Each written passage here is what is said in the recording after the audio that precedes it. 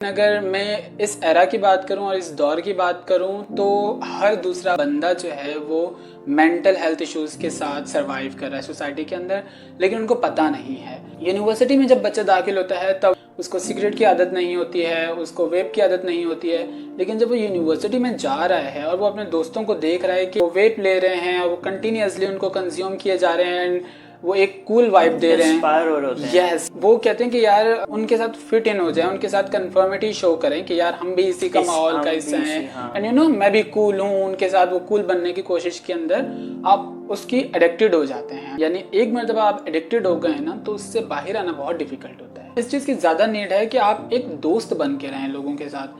हर एक बंदा अपनी लाइफ में तूफानों के साथ लड़ रहा होता है और उसको उस फाइटिंग में किसी ना किसी की ज़रूरत होती है जो उसका कथारसिस कर सके, जो उसकी हेल्प कर सके कि वो अपने इनर पार्ट में जो चीज़ें उसने रखी हुई हैं वो बाहर लाके उसको फेंक सके, उससे आज़ादी ले सके।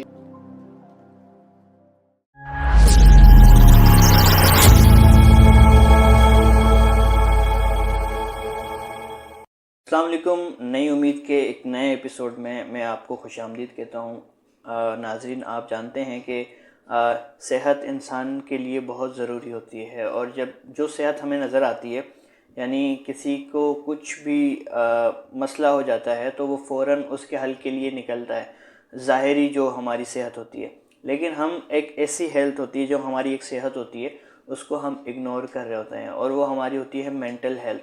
और उसी सिलसिले में जो आज हमारे पास गेस्ट मौजूद हैं वो हैं सलीम, जो कि साइकोलॉजी के स्टूडेंट हैं लास्ट ईयर के, और उनका एक्सपीरियंस भी है। तो हम उनसे आज इस हवाले से बात करेंगे। तो सलीम, मैं आपको वेलकम करता हूँ आज के इस पॉडकास्ट में। Thank you very much, Ghaffar, and thank you so much for giving me this opportunity and platform to express my opinion about psychology. And yes, तो कैसे हैं आप? खैरियत से? मैं बिल्कुल ठीक हूँ। सलीम, हम स्टार्ट करेंगे बिल्कुल बेसिक से कि अब मेंटल हेल्थ तो एक टर्म है, इसकी जहनी सेहत भी इसको कहा जाता है, बट ये होती क्या है एक आम शख्स के लिए? थोड़ा सा अगर आप इसको डिफ़ाइन कर दें तो। बिल्कुल गफ़ार। साइकोलॉजी, जैसे आपने कहा कि आपको इसके नाम से ही लगता है कि ये आपके दिमाग के बारे में है ज़्यादातर चीज़ें, और कई लोगों का इसके बारे में ये भी ख्याल होता है कि ये सिर्फ उन्हीं लोगों के साथ एक बीमारी है जिनको जहनी या जो लोग जहनी अमराज का शिकार हैं, तो ये उनके लिए एक चीज़ है। तो मेंटल हेल्थ और साइकोलॉजी जो है बेसिकली ये एक आम सी चीज़ है। जैसे हमारे लिए फ़िज़िकल हेल्थ होती है, जैसे हमारे लिए आपकी दूसरी हेल्थ होती हैं, उसी तरीके से मेंटल हेल्थ आपकी दिमाग की एक हेल्थ है। यानी एक सिचुएशन या एक स्टेट जहाँ पर आपका माइंड जो है वो एक्टिवली काम कर रहा होता है, अपने सारे कॉग्निशन प्रोसेसेस को अच्छे तरीके से चला रहा होता है। और इसको अगर हम ग्रास रूट लेवल पे जाके देखें तो ये बेसिकली एक फैक्टर है जो आपकी पूरी बॉडी को कंट्रोल कर रहा है। यानी अगर आपका दिमागी तवाज़ुन बिल्कुल ठीक है तो आपके जिस्म का हर एक तवाज़ुन ठीक है। अच्छा, ये तवाज़ुन से मुराद वो नहीं है कि हम जिनको मेंटली इल समझते हैं ना, जो कि डिफरेंटली एबल पर्सन्स होते हैं, ये मतलब लोगों का जो पर्सपेक्टिव होता है कि वो थोड़ा सा आप इसको डिफाइन कर दें। बिल्कुल। दिमागी तवाज़ुन का इन सेंस अगर हम लें नॉर्मली क्या बात होती है, वो लोग तो एक अलग ही कैटेगरी में आते हैं जिनके साथ इश्यूज होते हैं, मेंटल हेल्थ क्रिटिकल इशू है फिर। बिल्कुल वो एक क्रिटिकल इश्यूज है। लेकिन अगर मैं इस एरा की बात करूं और इस दौर की बात करूं तो हर दूसरा बंदा जो है वो मेंटल हेल्थ इश्यूज के साथ सरवाइव कर रहा है सोसाइटी के अंदर, लेकिन उनको पता नहीं है। अगर कोई ऐसा बंदा है जो पागल हो गया है कम्प्लीटली, या उसके साथ कोई अल्लाह ना करे सिवियर सिचुएशन है उनके साथ अटैच दिमागी, तो उनको आप कह रहे हैं कि वो दिमागी तवाज़ुन ख़राब है उनका, या फिर आप कह सकते हैं कि वो इलनेस की तरफ चला गया है, वो भी ठीक है। बट उसके साथ साथ आपके डेली रूटीन के अंदर भी बहुत सारी चीज़ें आ जाती हैं, जैसे आप डिप्रेस हो जाते हैं, आपको एंजाइटी हो जाती है, आपको फोबियाज होते हैं, आप एडिक्शन हो जाती है आपको। आजकल की सोसाइटी में आप देखेंगे हर दूसरा बंदा जो है वो एडिक्टेड है, किसी न किसी ड्रग्स के साथ एडिक्टेड है, किसी पर्सनालिटी के साथ उसका इतना ज़्यादा एडिक्शन हो गया है कि उसके साथ उसको गेट ऑफ करना या उसको उस सिचुएशन से बाहर लाना जो है वो बहुत डिफिकल्ट होता जा रहा है. So this all comes under the mind set, your cognition, psychology. ये होती है बेसिकली साइकोलॉजी. इसका मतलब ये है आप अपने दिमाग को पढ़ रहे हो, आपका दिमाग कौन सी सिचुएशन में है और उसको कौन सी सिचुएशन में होना चाहिए था, यानी एक आइडियल सिचुएशन कौन सी होती है. This is what the psychology is. अभी जैसे कि हम बैठे हैं बात कर रहे हैं, लेकिन मेरा दिमाग कहीं और है, यानी मैं कहीं और चीज़ें सोच रहा हूँ, लेकिन हम प्रेजेंट सिचुएशन को नहीं सोच रहे. इस पे भी आपकी कोई टेक्निक्स होती हैं? सो बेसिकली अगर साइकोलॉजिकली मैं देखूं तो ये आपका क्या कहलाता है अनकॉन्शियस माइंड. अभी आप फिजिकली यहाँ पर मौजूद हैं, आपका कॉन्शियस यहाँ होना चाहिए था, इस सिचुएशन में होना चाहिए था, लेकिन अभी एक चीज़ है जो आपके माइंड सेट में पीछे पाइलअप हुई है, आप उसको सोच रहे हैं एट द मोमेंट, और वो इतना ज़्यादा ये समझे डोमिनेंट है आपके माइंड के अंदर कि वो आपको सिचुएशन के अंदर रहने नहीं दे रही और वापस वो पीछे लेके जा रही है, फ्लैशबैक आ रहे हैं. जैसे हम साइकोलॉजी में ये भी कहते हैं कि आपके साथ बहुत से ट्रॉमास अटैच होते हैं. अगर मैं बात करता हूँ वर्क लाइफ पे, अगर आप जा रहे हैं और आप अच्छी परफॉर्मेंस नहीं दे रहे, बहुत से लोगों को आपने देखा होगा एज अ मैनेजर आप काम कर रहे हैं या फिर किसी कोलीग के साथ काम कर रहे हैं, वो बैठे बैठे ख्यालों में गुम हो जाते हैं, या फिर उनको बैठे बैठे कुछ ऐसा होता है कि वो अजीब सा फील करने लग जाते हैं. So what's actually happening is उनको फ्लैशबैक आ रहे होते हैं, उनको वो प्रीवियस चीज़ें हिट कर रही होती हैं, उनको ट्रॉमास हिट कर रहे होते हैं, तो वो अपनी परफॉर्मेंस भी नहीं दिखा पा रहे, प्रेजेंस में भी नहीं आ पा रहे, और वो अपनी लाइफ को भी नहीं जी पा रहे हैं. So this is what the flashback is. या आपका अनकॉन्शियस माइंड के अंदर एक चीज़ रखी हुई है जिसको आपने अच्छे से रिमूव नहीं किया, या उसको आपने इतना ज़्यादा सप्रेस कर दिया, उसको दबाया हुआ है आपने जानबूझ के, आप उसको ऊपर नहीं आने दे रहे हो, तो वो किसी ना किसी सूरत में बाहर आ रही होती है. इसकी एक one of the best example is, आप देखेंगे कोई एक चीज़ है जो आपको तंग कर रही है, लेकिन आपने उसको दबाया हुआ है अपने माइंड सेट के अंदर, फिर वो आपके ड्रीम के थ्रू बाहर आ रही होती है, आपको फिर वो ख्वाब आ रहे होते हैं. अब वो ख्वाब बहुत सी किस्म के साथ आ रहे होते हैं, आई मीन बहुत सारी चीज़ें अटैच होकर आ रही होती हैं. फॉर एग्जांपल मैं अपनी एग्जांपल ले लेता हूँ. मैं अपने ऑफिस का बहुत सारा लोड लेके सर पे घूम रहा हूँ और बहुत बर्डनाइज हो गया हूँ मैं. मुझे उसको किसी के साथ डिस्कस करने का मौका नहीं मिल रहा. इस डिस्कस करने को बेसिकली हम कह रहे होते हैं आप कथारसिस कर रहे हो अपना. तो वो कथारसिस में ऐसा होता है कि आपने अपनी सारी अंदर की चीज़ें बाहर निकाल दी. और इसकी बेस्ट एग्जांपल होती है कि आप एक पेंसिल पकड़ें, एक पेपर पकड़ें, आपके दिमाग में जो चीज़ें आप लिखें उसको काटें, पीटें, उसको फाड़ें और जला दें, और ये इमेजिन करें कि आपने अपने अंदर की सारी चीज़ बाहर निकाल दी है, सारी फ्रस्ट्रेशन बाहर निकाल दी है. लेकिन जो लोग वो नहीं कर रहे, या जिनको वो अपॉर्चुनिटी ही नहीं मिल रही कि वो बाहर निकाल सकें चीज़ें, फिर वो ड्रीम्स के थ्रू बाहर आ रही हैं आपकी, फिर आपको ख्वाब आ रहे हैं, आपकी नींद पूरी नहीं हो रही है, आप एक्टिव नहीं हो रहे हैं. So yes, this is what it is. जब मैंने कॉलेज ज्वाइन किया था तो मैंने ये उस वक्त ये ट्रेंड देखा था कि लोग डायरीज लिखते थे. तो वो अगर इसको हम कंपेयर करें दोनों चीज़ों को, तो ये काफ़ी इससे रिलेटेड है. बाकी आपने एक एडिक्शन की बात की. मेरे ख्याल में एडिक्शन जो आपके ऑफिस में या आप जहाँ जॉब करते हैं वहाँ पे आपको माहौल ठीक नहीं मिल रहा है, या आपको अक्सर जो लोग नाइट्स कर रहे होते हैं, नाइट जॉब कर रहे होते हैं, उनमें एडिक्शन बहुत ज़्यादा होती है. मैंने खुद जैसे कॉल सेंटर में जॉब की थी, तो मुझे अभी मैं चाय नहीं पीता, उससे पहले भी मैं चाय नहीं पीता, लेकिन मैंने देखा था उस वक्त मेरी चाय की कंजप्शन बहुत ज़्यादा हो गई थी. तो ये बहुत ज़्यादा मतलब आप डिपेंड करता है कि आप कहाँ पर हैं और किस सिचुएशन में. बिल्कुल. सो इसका एक और कॉन्सेप्ट भी आता है साइकोलॉजी के अंदर कि ह्यूमन नेचर जो है ना वो कन्फर्मिटी शो करने की कोशिश करती है. कन्फर्मिटी का मतलब ये होता है कि अगर मैं गफ़ार भाई के साथ अपनी 24 घंटों में से मैं 23 घंटे गफ़ार भाई के साथ गुजार रहा हूँ और हमारा पूरा एक सर्कल है, और मुझे पता है इस सर्कल में ही मुझे सर्वाइव करना है और मेरे पास कोई और ऑप्शन नहीं है, तो उस सर्कल के अंदर फिट इन होने के लिए मैं उनके जैसी आदतों को अपनाऊंगा. इसमें आजकल का जो ट्रेंड है जो यंगस्टर हमारे ज़्यादातर कर रहे होते हैं, फॉर इंस्टेंस मैं यूनिवर्सिटी लाइफ ले लेता हूँ जो बहुत हॉट टॉपिक रहता है. यूनिवर्सिटी में जब बच्चा दाखिल होता है तब वो निकोटिन कंज्यूम नहीं कर रहा होता है, उसको सिगरेट की आदत नहीं होती है, उसको वेप की आदत नहीं होती है. लेकिन जब वो यूनिवर्सिटी में जा रहा है और वो अपने दोस्तों को देख रहा है कि वो निकोटिन यूज़ कर रहे हैं, वो सिगरेट पी रहे हैं और वो वेप ले रहे हैं और वो कंटिन्यूसली उनको कंज्यूम किए जा रहे हैं, वो एक कूल वाइब दे रहे हैं, इंस्पायर हो रहे होते हैं। यस, सो एक्चुअली वो कहते हैं कि यार उनके साथ फिट इन हो जाए, उनके साथ कंफर्मिटी शो करें कि यार हम भी इसी का माहौल का हिस्सा हैं, हाँ। एंड यू नो मैं भी कूल हूँ, उनके साथ वो कूल बनने की कोशिश के अंदर आप उसकी एडिक्टेड हो जाते हैं। और फिर उससे बाहर लाना वो फिर एक लंबा प्रोसेस होता है, उसके फिर आपको वापस से आ रहे होते हैं, यू नो एक पीरियड होता है कि आपने एडिक्शन के बंदे को या आपका जो क्लाइंट है उसको आपने थेरेपीज दी, आपने सारी मेडिटेशन दी, उसको मेडिकेशन की आपने उसकी सारी, फिर से वापस बंदा रिलैप्स कर जाता है। यानी एक मरतबा आप एडिक्टेड हो गए ना तो उससे बाहर आना बहुत डिफिकल्ट होता है। सो इट्स इम्पॉर्टेंट कि जब आप इनिशियली ये चीज़ें कर रहे हैं ना, आपको पता हो मेरा माइंडसेट समझता क्या चीज़ है, क्या मेरे माइंडसेट में इसकी कैपेसिटी है कि मैं अगर एक मरतबा इसकी आदत लगा रहा हूँ तो क्या मैं इसको छोड़ भी पाऊँगा या नहीं छोड़ पाऊँगा। तो वो चीज़ें एक बाउंड्री क्रिएट करना बहुत इंपॉर्टेंट है, एंड दिस इज़ समथिंग जिसका पता होना हर किसी को ज़रूरी है।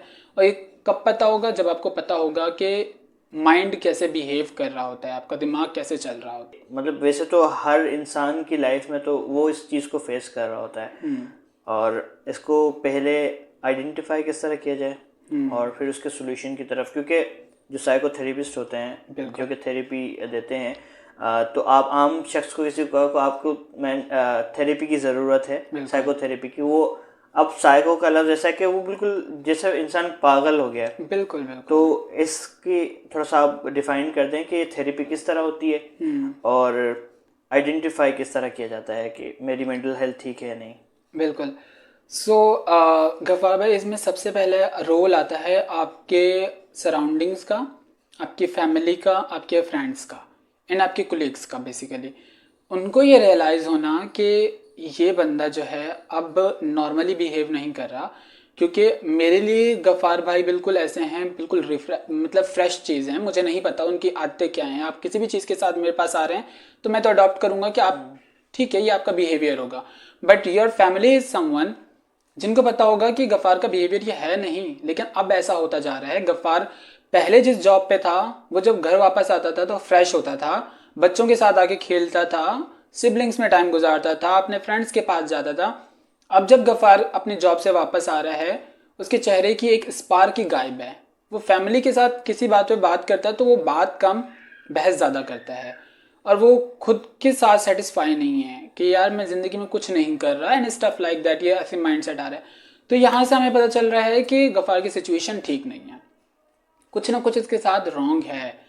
तो ये सारी चीज़ें जो हैं, हो सकता है माइंड भी ये कि आपकी फ़िज़िकल हेल्थ से रिलेटेड भी हो, लेकिन यहाँ आपकी फैमिली को देखना पड़ेगा कि क्या फिज़िकल हेल्थ इसकी डैमेज है या मेंटल हेल्थ पे काम करने की ज़रूरत है। उसके बाद अगर मैं साइकोलॉजिस्ट का रोल देखूँ तो साइकोलॉजिस्ट बिल्कुल ऐसा तो नहीं करते कि वो आपको क्लिनिक में ले आएंगे एंड आपको बोलेंगे कि यार आपको थेरेपी की ज़रूरत है। साइकोलॉजिस्ट के लिए सबसे पहले ये ज़रूरी है कि वो कभी भी उस बंदे को थेरेपी नहीं देता जो उसके फैमिली में मौजूद होता है या जिसको वो जानता है, क्योंकि वो फिर बायस हो जाता है। चाहते हुए या ना चाहते हुए मेरी थेरेपी में कोई ना कोई चीज़ ऐसी आ जाएगी जो बायसनेस की तरफ ले जाएगी, या तो मुझे आपसे हमदर्दी होने शुरू हो जाएगी, तो मेरी थेरेपियाँ उतनी इफेक्टिव नहीं रहेंगी। यहाँ पे इसलिए फैमिली को ये कहा जाता है कि फॉर इंस्टेंस मैं साइकोलॉजिस्ट हूँ, मेरे पास कोई एक केस आ रहा है, तो मेरी सबसे पहले मेरी क्लाइंट से ये बात होगी कि आर यू विलिंग, यानी वो विलिंग है अपनी थेरेपी लेने के लिए। जब तक बंदा खुद विलिंग नहीं होता तब तक वो ठीक नहीं हो सकता। और काफ़ी केसेस ऐसे भी होते हैं जिसमें बंदे को ठीक होना ही नहीं होता, बिकॉज उसको पता ही नहीं होता कि मेरे साथ कोई प्रॉब्लम है, तो वो तो यही कह देते हैं मैं ठीक हूँ। वहाँ पे थेरेपिस्ट और काउंसलर का रोल ऐसा होता है कि वो उनके साथ फ्रेंड्स बन के, उनके दोस्त बन के उनकी चीज़ें निकलवा रहे होते हैं, उनसे बात इस तरीके से की जा रही होती है, उनसे उनकी हिस्ट्री पूछी जा रही होती है। एंड बिलीव मी, आप किसी भी शख्स के साथ बैठें, आप पाकिस्तान की एग्जाम्पल ले लें, किसी भी शख्स के साथ बैठें, आप उनको उनका दिल हल्का करने का मौका दें एक बार, वो फिर अपने सारी दिल की चीज़ें निकाल के आपके सामने रख देगा। बिकॉज एवरीबडी नीड्स समवन जिसके साथ वो बात कर सके और अपने अंदर की चीज़ों को बाहर ला सके, लेकिन वो समवन होना कौन चाहिए, वो बहुत इंपॉर्टेंट है। ये ज़रूरी है कि ऐसा शख्स हो जो कि समझे उस चीज़ को, उसको जज ना करे, उसको बाद में ये ना बोले कि यार तुम्हारी तो ये चीज़ है मेरे पास, तुमने ये तो ये चीज़ बताई थी। तो साइकोलॉजिस्ट के बेसिकली जब हम प्रैक्टिस कर रहे होते हैं तो उसमें बहुत सी ऐसी चीज़ें होती हैं जिसमें हमें कॉन्फिडेंशियलिटी का ख्याल रखना होता है कि बंदे की कोई चीज़ लीक नहीं होनी चाहिए, आप थेरेपी करते वक्त चेहरे पे कोई ऐसे गेस्चर्स नहीं लाएंगे कि बच्चे ने आपको कुछ बताया या आपके क्लाइंट ने कुछ बताया और आपने कुछ ऐसे गेस्चर दिए कि ओ अच्छा ऐसा हुआ था, ओवर रिएक्ट कर दिया आपने बेसिकली। आपका क्लाइंट फिर आगे खुलेगा ही नहीं आपके सामने, वो कोई बात ही नहीं करेगा, या फिर वो बात करेगा तो वो सच नहीं बताएगा। उसको पता होगा मेरा जो काउंसलर है, मेरा जो साइकोलॉजिस्ट है वो तो जजमेंटल है, ये तो मुझे जज करने वाला है, आपको कुछ भी नहीं बताने वाला। अगर आप एक अच्छा दोस्त बन के जो राज रखेंगे और उनको सही से समझ पाते हैं, तभी लोग आपके साथ चीज़ें शेयर करना स्टार्ट करते हैं। सो आई गेस सोसाइटी के अंदर इस चीज़ की ज़्यादा नीड है कि आप एक दोस्त बन के रहें लोगों के साथ। हर एक बंदा अपनी लाइफ में तूफानों के साथ लड़ रहा होता है और उसको उस फाइटिंग में किसी ना किसी की ज़रूरत होती है जो उसका कथारसिस कर सके, जो उसकी हेल्प कर सके कि वो अपने इनर पार्ट में जो चीज़ें उसने रखी हुई हैं वो बाहर ला के उसको फेंक सके, उससे आज़ादी ले सके। एंड बिलीव में जब ये ऐसा होता है तो इंसान अच्छा फील करता है, बहुत अच्छा फील कर रहा होता है। मैं हमेशा एक मिसाल मैं खुद सोचता हूँ अपने जहन में कि एक वाटर पंप जो होता है, मोटर जो होती है, उसके सामने आप कंप्रेस कर दें, उसको दबा दें, क्या करेगा वो? धमाका होगा। आप इमोशंस को ना दबाएं, इमोशंस को एक्सप्रेस करने का मौका दें। और दूसरा ये होता है कि अक्सर ये कहा जाता है कि आपकी राय में इसमें जानना चाहूँगा, वैसे तो हर इंसान ही मेंटल हेल्थ जो इश्यूज़ हैं वो फेस कर रहा होता है, स्ट्रेस डिप्रेशन में होता है। और मर्द, औरत या नौजवान, कौन ज़्यादा, मतलब किसका रेशियो ज़्यादा है जो जिनके साथ डिप्रेशन, स्ट्रेस, इस तरह की प्रॉब्लम्स होती हैं? आप क्या समझते हैं इसमें? अच्छा, so this is something very subjective है, ये बहुत सब्जेक्टिव है ये चीज़। इसको मैं इस तरह से डिफाइन करता हूँ that depends on the society. आपकी सोसाइटी का पार्ट है ये, उस सोसाइटी के हिसाब से फिर जेंडर वाइज आप इसको डिस्ट्रीब्यूट कर सकते हैं। फॉर इंस्टेंस अगर मैं पाकिस्तान में एक ऐसी सोसाइटी ले रहा हूँ कि जिसको हम कह रहे हैं बहुत हाईली क्वालिफाइड सोसाइटी है, उसके अंदर हर कोई पढ़ा लिखा है एंड वेल इस्टेब्लिश है, वहाँ पे डिप्रेशन एंजाइटी के क्लाइंट हमारे पास आ रहे हैं, वहाँ किसका रेशो ज़्यादा होगा? माइट भी वहाँ औरतों का रेशो ज़्यादा हो। वाई? बिकॉज औरतें हो सकता है डोमेस्टिक वायलेंस का शिकार हो रही हैं, और हमारे पास ये नंबर्स इतने सारे रिसर्चेस कंडक्ट हुई हैं जहाँ पे पढ़ी लिखी फैमिलीज में औरत इतना ज़्यादा डोमेस्टिक वायलेंस का शिकार हो रही है, घरेलू तशद्दुद उसके ऊपर इतना हो रहा है। एंड तशद्दुद डजंट मीन कि आपको लाजमी मारा पीटा जा रहा हो। This is not, it's a type of तशद्दुद, बट इट्स नॉट लाइक कि यही है तशद्दुद। यहाँ हमारी सोसाइटी में तो लोगों को ये नहीं पता कि तशद्दुद ही क्या है। अगर आपके कोई अल्फाज इतने अब्यूसिव हैं, आप इतना रेसिस्ट हैं कि आपने इतने बुरे वर्ड यूज़ किए, किसी को वो चीज़ बुरी लगी है, जाके किसी का हक खा रहे हैं आप, किसी का हक खा रहे हैं आप, नहीं दे रहे हैं। सो दिस इज समथिंग जो उनको हिट कर रही है, डोमेस्टिक वायलेंस में आ रही हैं ये सारी चीज़ें, तो यहाँ पे औरतों की तादाद बढ़ जाएगी। अब फिर अगर मैं मर्दों की तादाद देखूँ तो मर्दों की तादाद बहुत वेरी करेगी। हो सकता है उनकी लाइफ स्टाइल अच्छा ना हो, या उनका लाइफ स्टाइल ऐसा ना हो जैसा उन्होंने एक्सपेक्ट किया हुआ होता है, या यहाँ पे हमारी ना मीडिया का बहुत मैं बताना चाहूँगा कि किरदार आ रहा होता है। बिकॉज मीडिया ने हमारे सामने एक पिक्चर जो है प्रोजेक्टाइल की हुई है कि आइडियल मैन ये होता है, औरत पे दबाव रखेगा, अपने घर को ऐसे चला रहा होगा, अमीर होगा, गाड़ी लगी हुई होगी, चौकीदार होगा, बंगला होगा, तो वो मर्द कहलाएगा। सिमिलरली आप अगर इसको यही देखें कि औरतों को भी इस तरह की एक उन्होंने सोच दी हुई है कि मर्द इस तरह का होना चाहिए और इसके पास पैसा होना चाहिए और मर्द को किस तरह कंट्रोल किया जा सकता है। तो यानी मैं देखता हूँ कि दोनों तरफ की, मतलब ये एक सर्कल है।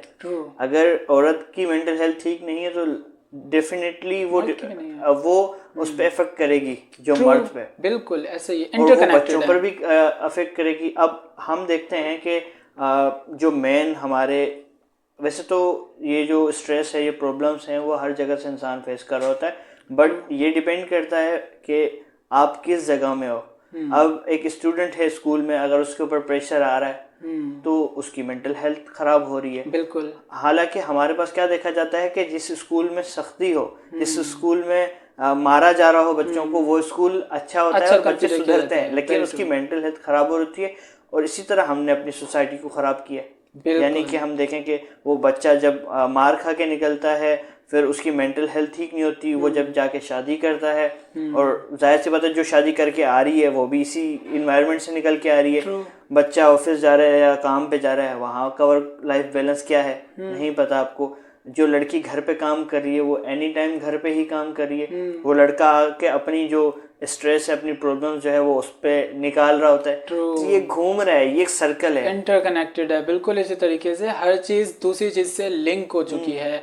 And this is what is basically, यहाँ पे हम ये कह सकते हैं कि हमारी सोसाइटी ने हमें एक आइडियल सिचुएशन दे दी है, या हमें एक सिचुएशन बता दी है कि आपके पास ये एक रास्ता है और इसी के गिर्द दुनिया घूमती है, आपने इसी के गिर्द घूमना है। एक औरत है, उसका काम खाना पकाना है, उसका काम है कि मर्द घर से बाहर है, अभी आपने कपड़े भी इस्त्री करने हैं, आपने झाड़ू भी लगाना है, और मर्द आए तो आपने सज सवर के तैयार भी रहना है उसके लिए।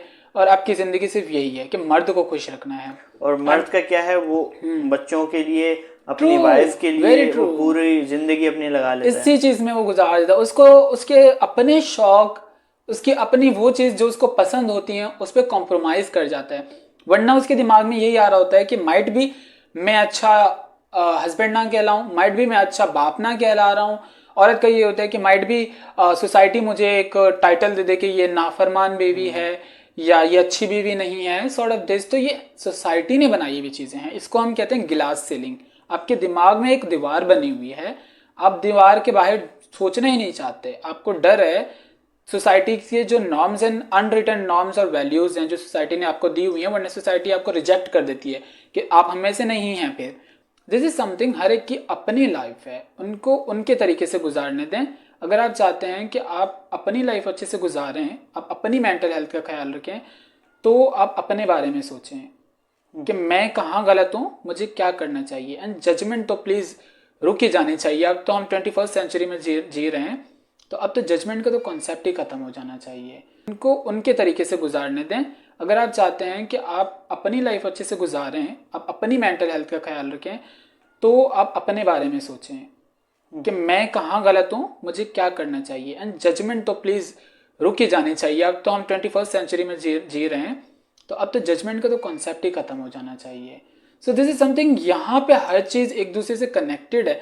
अब जब तक कोई एक बंदा नहीं निकलेगा ना जो इस सोसाइटी की इस दीवार को तोड़ने वाला होगा, या दीवार के उस पार झांकने वाला होगा कि दुनिया और भी है, दुनिया में ये सास बहू का झगड़ा, हस्बैंड वाइफ की ये झगड़े, इनके अलावा भी दुनिया आगे बढ़ रही है, उसके बारे में भी सोचना है, तब हम निकल पाएंगे। और वो फिर हमारे वो जो सर्कल हैं, हमारे मेंटल हेल्थ के इश्यूज हैं, फिर वो आहिस्ता आहिस्ता करके वो रिजॉल्व होने शुरू हो जाएंगे, वरना तो हम इसी में ही रह जाएंगे। जैसे आपने बात की कि इंस्पिरेशन जो है, सोसाइटी के जो नॉर्म्स हैं वो बेसिकली इस तरह बने कि हम इंस्पायर होते हैं दूसरे लोगों को देख के। हम जैसे हमें इस्लाम में कहा गया है ना कि हम कभी भी ऊपर की तरफ ना देखें बल्कि नीचे की तरफ देखें, तो हमें अपनी लाइफ अच्छी लगेगी।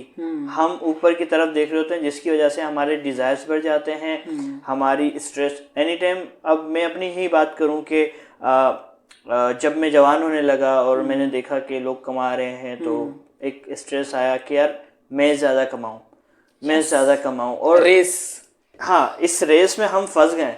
अब इसके चक्कर में मेरा पूरा दिन जो है वो इसी चक्कर में चाहता था कि यार मुझे जो है बस कोई काम मिल जाए जिससे मैं अर्न करूं। और दूसरी चीज़ ये है, जैसे मैंने भी मैं फिल्म लिख रहा था, तो उसमें मेरा काफ़ी टाइम जाता था पूरा, तो उसकी वजह से मैं इतना डिप्रेस हो गया था जिसका असर मेरी फिजिकल हेल्थ पे आ रहा था, क्योंकि मेंटल हेल्थ ये है कि वो आपकी फिजिकल हेल्थ को भी इफेक्ट करती है। तो मेरी फिजिकल हेल्थ भी इफेक्ट में आ रही थी, और मेरे जहन में इस तरह के ख्याल आते थे शायद मुझे दिमाग का इशू हो गया है, शायद मेरे दिल का इशू हो गया है, इस तरह की फीलिंग मुझे आती थी। तो उसके बाद मैंने भी थेरेपी ली थी, तो फिर मुझे इस चीज़ को समझने का मौका मिला, और फिर जाके थोड़ा सा मुझे अंडरस्टैंडिंग हुई कि मेंटल हेल्थ क्या होती है और उसको किस तरह रिजॉल्व किया जाता है। True, very true. I mean it's very nice कि आपने एटलीस्ट उसको पहचाना कि दिस इज समथिंग जो मेरे दिमाग के अंदर चल रही है। और जैसे आपने बताया कि आपको एक पैसा कमाने की रेस होती है, उसके अंदर वो फंस गया, आपके हो गया। एंड ये रेस जो है ख़त्म नहीं हो जाती कि मुझे जॉब मिल गई है तो इट्स फाइन। आपको छोटी गाड़ी मिल गई है, आपकी बड़ी गाड़ी की तरफ desires बढ़ बढ़ जाती है कि नहीं, why not this, why not that. आपके वो एक चलता रहता है कि यार अब ये हो गया, अब ये करना है, अब ये हो गया, अब ये करना है। सो इसके ज़्यादातर जो मैं कनेक्ट करने की कोशिश करता हूँ ना, ये हमारा ये होता है कि मैं अगर कामयाब हो गया तो फिर मेरी लाइफ में खुशियां भर जाएंगी। ओके, सो सब जो है वो मेरी वाह वाह करेंगे एंड दिस। सो ये जो वाह वाह है और ये जो कामयाबी की डेफिनेशन हैप्पीनेस के साथ अटैच की जाती है, this is something very wrong. We have to understand जो आपकी ये खुशियां हैं या आपकी हैप्पी लाइफ है, या आप सेटल डाउन होना चाहते हैं लाइफ के अंदर और आप चाहते हैं कि मैं खुश रहूं, so this is practised, not a situation और नॉट अ स्टेट। ये कोई एक स्टेट नहीं है जहां पे आप पहुंच जाओगे, दिस इज समथिंग प्रैक्टिस। आप एक मजदूर को देखो, डेली जो जा रहा है बाहर, कमा के आता है, सुकून से खाता है, अपने बच्चों के साथ वो खेलता है, कूदता है, सुकून से वो सो जाता है और रिलैक्स है। वाई? उसने ये सेट की हुई है कि चीज़ मेरे बच्चों के साथ मेरी खुशी अटैच है, उसने उस खुशी को प्रैक्टिस करना शुरू किया है। उसका मेंटल हेल्थ इतना नहीं है डिस्टर्ब, बिकॉज उसके माइंड में वो चीज़ है ही नहीं। लेकिन सलीम, मैं आपको थोड़ा सा इंटरप्ट करूंगा, क्योंकि मैं अगर इस दौर में देखूँ ना, कहा जाता है कि पैसा जो है आपको खुशियां नहीं दे सकता, बट मैं समझता हूँ पैसा आपकी मेंटल हेल्थ को थोड़ा सा ठीक करने में मदद दे सकता है। पता है इसमें क्यों? अब एक मजदूर है, पहले तो वो ठीक था, उसमें सब्र थी, सब कुछ था, बट जब उसकी औलाद होती है तो उसको पता है मुझे उसको तालीम दिलवानी है। सही है, तो उसकी इनकम इतनी नहीं है कि वो उसको तालीम दे सके, उसकी इनकम इतनी नहीं है कि वो अच्छा खाना खिला सके, उसकी इतनी इनकम नहीं है कि वो अच्छा इलाज करवा सके। तो मेंटल हेल्थ तो उनकी भी खराब हो रही है। यानी आज के दौर में आप कह सकते हैं कि पैसा कहीं ना कहीं आपको हेल्प करता है अच्छी मेंटल हेल्थ में। आई वुड नॉट से कि पैसा इंपॉर्टेंट नहीं है, it's very important, that's why I am working, that's why I am working, and सभी काम कर रहे होते हैं। बट इसको मैं थोड़ा सा ना डीप डाउन इसके में जाता हूँ। अगर मैं कहता हूँ कि यार मेरी फॉर इंस्टेंस एक वैल्यू है जो मेरी सैलरी है, और मेरी सैलरी के अंदर यही चीज़ बाय हो सकती है कि मैं सिर्फ यही चीज़ बाय कर रहा हूँ, एंड मैं देख रहा हूँ कि मेरे बड़े भाई के पास एक अच्छा सा लग्जूरियस मोबाइल फोन है, ठीक है, 16 Pro। अब मैं 24 घंटे उस चीज के बारे में सोचता रहा हूँ, why not that, why not that, if he can buy why not me. तो वो अगर मेरे दिमाग में चलता रहेगा तो दिमाग का आधा हिस्सा मैं तो उसी चीज पे ही गुजार रहा हूँ। But for this what you can do is, आप अपना माइंडसेट बना लेंगे, ठीक है मुझे वो एफर्ट इतनी डालनी है कि मुझे वहां तक पहुंचना है, बट हाउ, स्ट्रैटेजीज बनाएं। दिमाग के अंदर वो एक तूफान ना डाल के रखें, किसी के लिए बुक्स ना डाल के रखें, और वो एक दिमाग के अंदर जाल ना फैलाएं कि यार मैं क्यों नहीं, मुझसे क्यों नहीं हुआ, रिग्रेट ना आप फील करें। स्ट्रैटेजीज बनाएं। इसको हम कह सकते हैं आप पॉजिटिवली लेके चल रहे हो चीज़ों को, सो इट्स कम्प्लीटली फाइन अगर आप खुश रहे कि अभी मैं इसके साथ खुश हूँ, आई कैन अफोर्ड बेटर, लेकिन अभी मैं इसके साथ खुश आप ये देखें कि मेरे पास मोबाइल होना चाहिए, ये नहीं कि जरूरी है कि आईफोन ही होना चाहिए। जरूरी है कि आईफोन होना चाहिए। अगर होना भी चाहिए तो उस तक पहुंचना कैसे? क्या डिप्रेस रह के? एक मेरे पास ऑप्शन है कि मैं डिप्रेस रह के सोचता रहूं why not why not why not, या फिर मैं कहूँ कि यार let me do something for it ना, मैं उसके लिए मेहनत कर लेता हूँ थोड़ी सी, इस तरह से नहीं तो इस तरीके से कर लेता हूँ, मैं अपना छोटा बिजनेस स्टार्ट कर लेता हूँ, उससे मेरी अर्निंग अच्छी हो जाएगी and I can like afford that phone as well. तो उस तरीके से मैं करके ले, आपके पास हमेशा दो ऑप्शन होते हैं, या तो आप चाहें तो आप अपने उस डिप्रेस माहौल के साथ जाएं, या तो आपका होता है कि आप अच्छी प्रैक्टिस के साथ जाएं। इट डिपेंड्स अपॉन यू कि आप किस तरीके से जाते हैं। बट अनफॉर्चुनेटली हम ज़्यादातर वही रास्ता अपनाते हैं कि यार जिसके अंदर आपका दिमागी तवाज़ुन जो होता है वो बहुत डिस्टर्ब होता है, आप फिर जेलसी का फैक्टर आपके अंदर आ जाता है, डेवलप हो जाता है। कहाँ किसको आपको शट अप कॉल देनी है या आपको पता होना चाहिए कि यार no this is something, I mean in Islam आपको जेलसी अलाउ ही नहीं है कि आप इस्लाम में किसी दूसरे से आप हसद रखें अपने माइंड सेट के अंदर। बट यस, गुड के लिए आप एफर्ट डालते रहें, अपनी एफर्ट डालते रहें, छोटे से पैमाने पर भी ना, अगर आप कुछ भी कमा के ला रहे हैं, खुशियाँ ढूंढें उसके अंदर, खुशियाँ किस तरीके से हैं।